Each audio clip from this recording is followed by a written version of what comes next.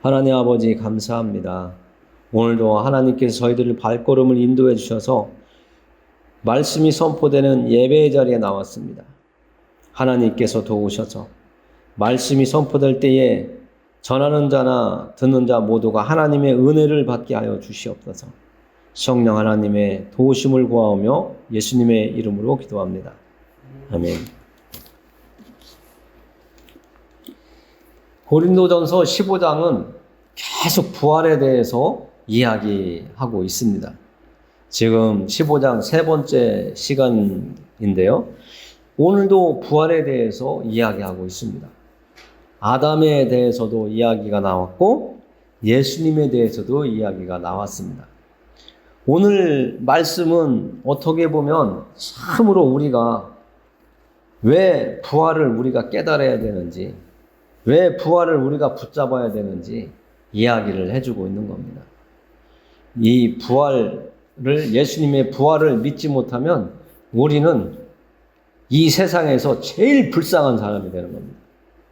이 부활이 없었다면 우리는 예수님을 믿을 필요가 없습니다.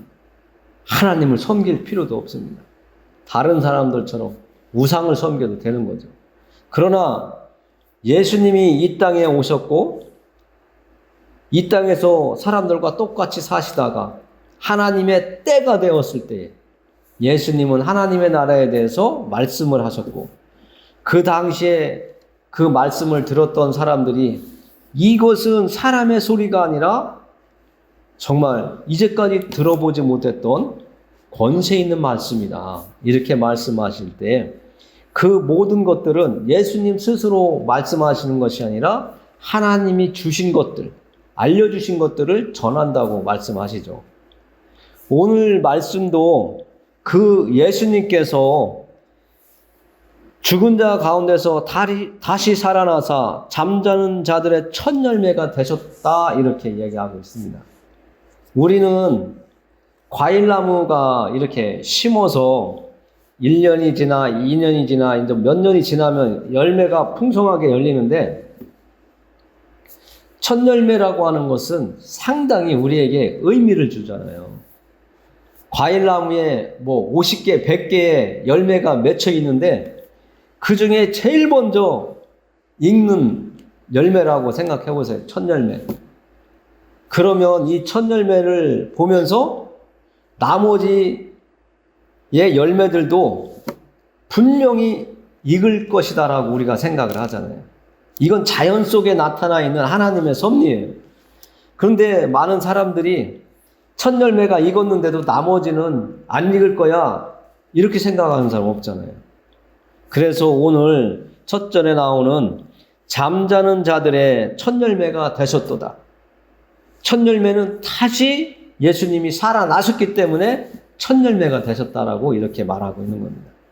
그래서 우리가 예수님을 믿는 이유, 우리가 나중에 죽었다가 첫째 사망에서 죽었다가 육신과 영혼이 갈라지는 그 첫 번째 죽음에서 우리가 죽었다가 예수님이 오시면 우리도 예수님이 죽었다가 다시 살아나신 것처럼 우리도 다시 살아날 것이라고 하는 그 이야기가 지금 첫 열매 속에 들어있는 겁니다. 예수님이 다시 살아나셔서 부활하신 그 사건이 많은 사람들의 눈과 또 많은 사람들의 앞에서 또 40일 동안 지내시다가 승천하셨잖아요. 그것을 본 사람들이 증거하고 전하고 하다가 우리까지 왔다고 했잖아요. 앞으로 또 어떤 사람이 하나님의 말씀을 또 전달받을지는 모르지만 계속 전달이 돼서 여기까지 왔습니다. 그래서 예수님은 첫 번째로 이 세상에서 사람으로서, 사람의 모습을 가진 사람으로서 다시 살아나신 첫 번째가 되셨다라고 이렇게 이야기하는 겁니다. 그러면 여기에서 좀 더 생각해 보면 우리가 예수님을 믿고 따르잖아요. 여러분들이 지금 하나님의 말씀을 듣고 예수님의 이름으로 기도하고 하나님께 우리가 원하는 것 감사도 드리고 또 우리가 원하는 것도 얘기하잖아요. 그런 것들이 우리에게 이루어질 것이라고 하는 것을 우리가 느끼고 깨달아야 되는 겁니다. 예수님이 첫 열매로 보여주셨잖아요. 그래서 우리가 예수님을 믿고 따르기 때문에 우리도 첫 번째 죽음에서 사망에서 죽지만 예수님이 다시 오시면 우리가 그때 다시 영과 그 신령한 몸이 만나는 그런 시간이 온다는 겁니다. 예수님의 모습처럼 우리가 예수님이 부활하시고 문을 다 닫아놨는데 제자들이 모여서 어떤 상황인지 모르지만 예수님께서 들어오셔서 제자들을 만나 주셨잖아요. 문이 다 닫혀 있는데 그런 신령한 몸으로 우리도 예수님이 다시 오실 때에 그런 몸으로 일어난다는 거죠. 이것이 우리가 예수님의 부활이 첫 열매인 것처럼 우리가 두 번째, 세 번째, 네 번째 열매로 익어간다는 것을 보여주는 겁니다. 그래서 과일나무를 제가 예를 들었잖아요. 50개가 열렸던 100개가 열렸던 첫 열매가 익기 시작하면 나머지 열매도 익을 것이다라는 걸 우리가 확신하는 것처럼 예수님이 우리를 위해서 이 땅에 오셨다가 십자가 위에서 피 흘려 죽으셨지만 다시 살아나셨다는 이 부활, 우리에게도 당연하게 우리에게 임한다는 거죠. 그러니까 여러분들은 지옥으로 갈 사람으로 부활하는 것이 아니라 예수님 앞으로 가서 천국, 하나님 아버지 계신 곳으로 갈 수 있는 그런 사람으로 예수님을 믿는다고 하고 하나님의 말씀을 지키며 살라고 하기 때문에 하나님을 섬기기 때문에 부활한다는 거예요. 그것은 예수님의 부활로 보여주신 그 증거를 우리가 믿기에 그렇게 우리도 다시 살아난다는 것을 성경은 말해주고 있는 겁니다. 그래서 이 말씀이 어떤 사람들은 사람이 어떻게 죽으면 끝이지 어떻게 다시 살아나냐 그런 사람들이 태반입니다. 그러나 성경은 확실하게 이야기하고 있습니다. 사람은 한 번 죽는 것은 하나님이 정하신 길이지만 그 후에 심판이 있다는 거예요. 예수님을 믿고 사는 사람이냐 믿지 않는 사람이냐 그것을 성경은 또 이야기하고 있죠.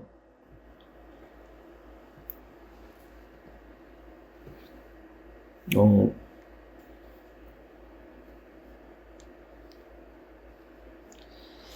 22절에 보면 이렇게 이야기합니다. 아담 안에서 모든 사람이 죽은 것 같이 그리스도 안에서 모든 사람이 삶을 얻으리라. 우리는 우리의 조상 한 사람 아담 때문에 죄가 들어왔다고 하잖아요. 우리가 사는 세상에.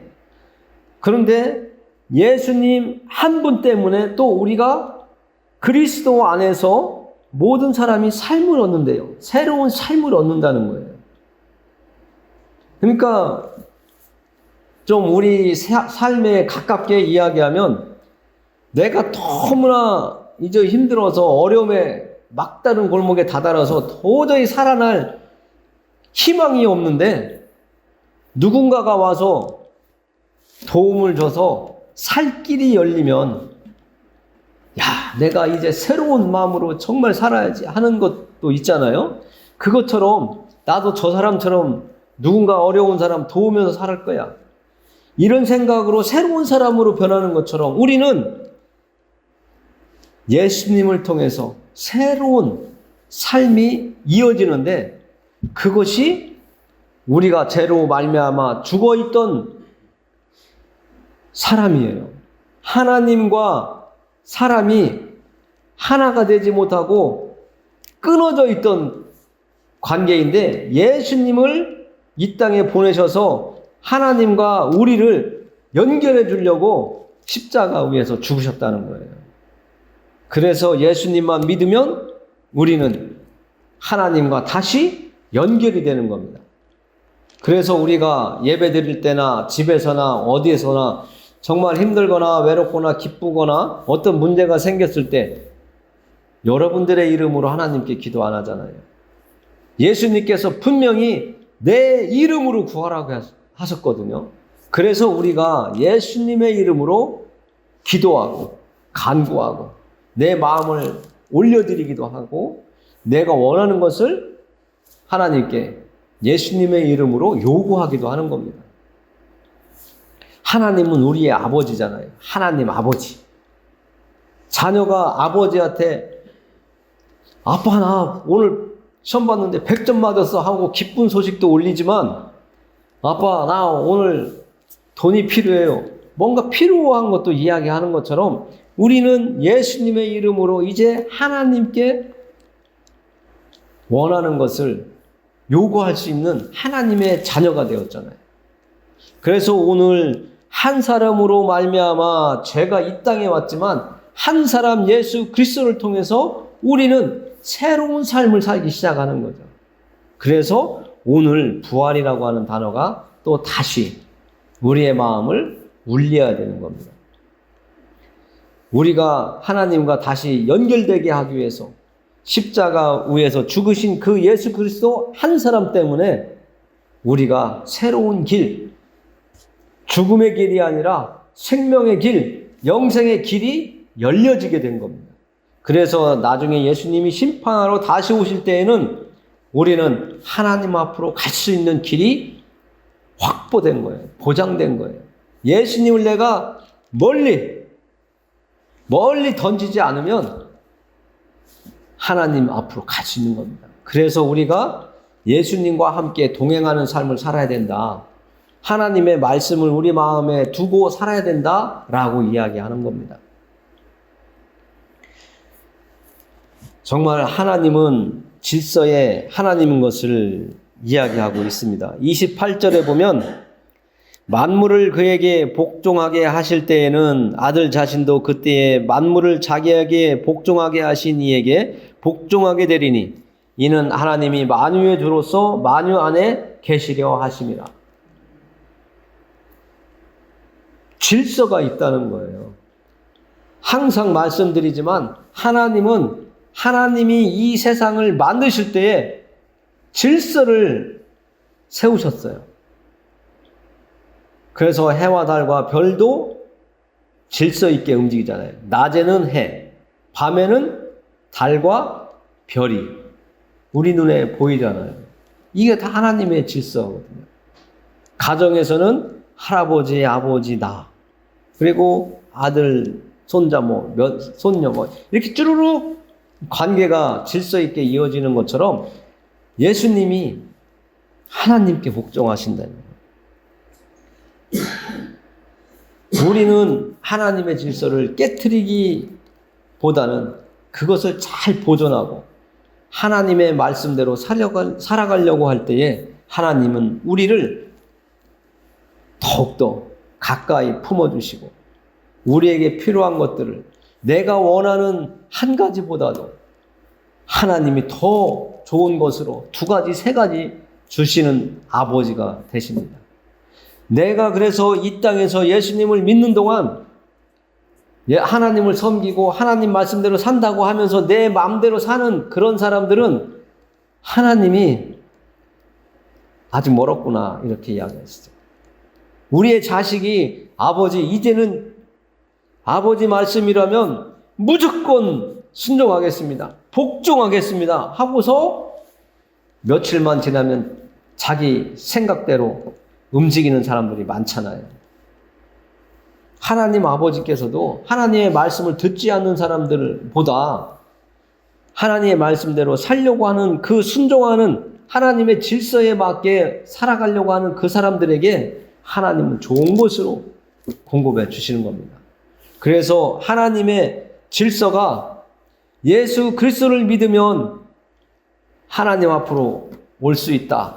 말씀하신 그대로 우리가 예수님만 믿으면 하나님 앞으로 가게 된다는 것을 이야기할 수 있는 겁니다. 그래서 우리는 사도 바울이 이렇게 하는 말씀을 우리가 이해할 수가 있습니다. 하나님의 기쁨이 되기 위해서 하나님의 말씀을 증거하기 위해서 형제들에게 또 하나님을 모르는 이방인들에게 불신자들에게 내가 참는 이유가 하나님이 원하시기 때문에 견디고 참고 때로는 수치도 당하고 살아가는 겁니다.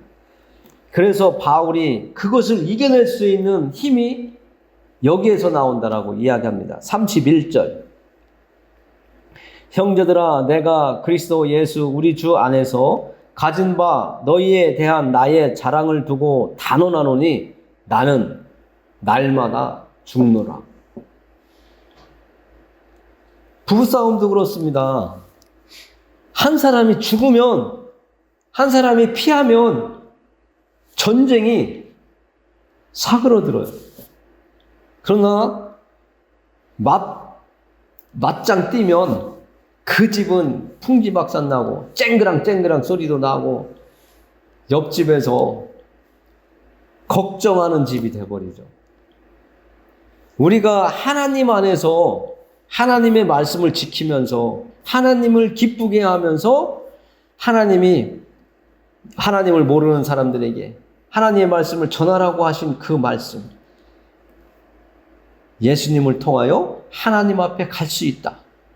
예수님께서 내가 곧 길이요 라고 말씀하신 그 일이 우리의 일인데, 그 일을 이루기 위해서는 내 고집, 내 혈기, 내 욕망, 내가 원하는 어떤 그런 것이 아니라 하나님의 기쁨이 되기 위해서, 하나님께 인정받기 위해서 날마다 죽는 모습이 우리에게 필요하다라고 사도 바울이 말씀해 주시고 있는 겁니다.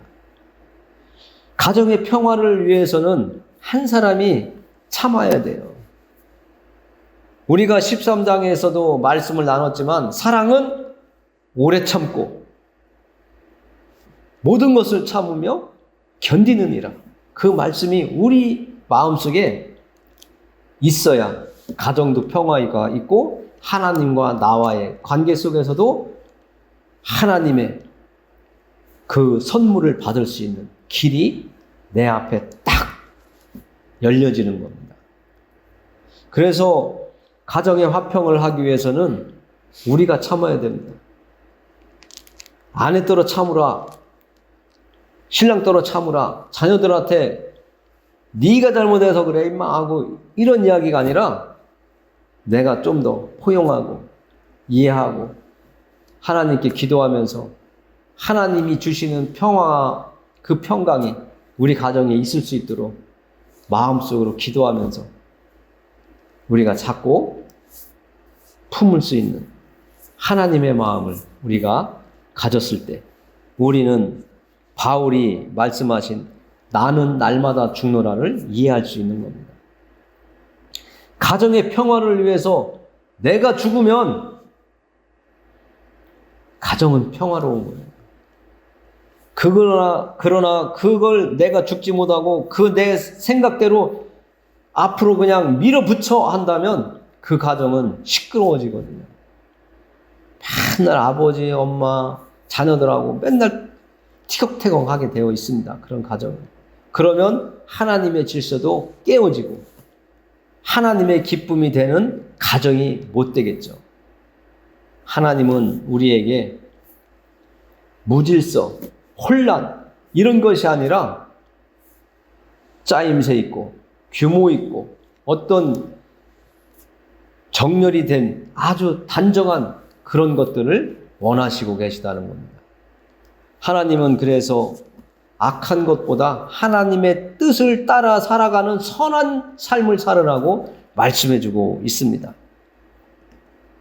오늘 우리에게 주신 말씀은 한 사람으로 말미암아 이 땅에 죄가 들어오고 또 한 사람으로 말미암아 우리가 생명의 길을 얻을 수 있게 됐다는 내용이 참으로 중요합니다.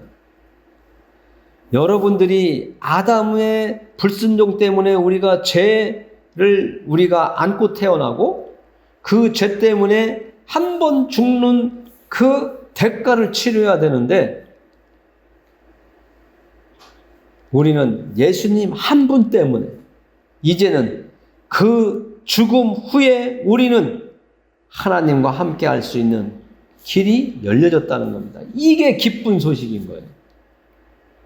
그래서 하나님과 함께 살기 때문에 천국 가잖아요. 예수 믿고 천국 갑시다. 이 말이 이 뜻이고요. 예수 믿지 않는 사람은 죽음 다음에 두 번째 죽음인 지옥으로 가게 되는 겁니다. 천국에서 영원히 사시겠습니까? 지옥에서 그 불도 꺼지지 않는 그 무서운 지옥에서 사시겠습니까? 우리는 예수님을 잘 믿고 이 땅을 살다가 하나님이 부르실 때에 천국으로 가야지 되지 않겠습니까?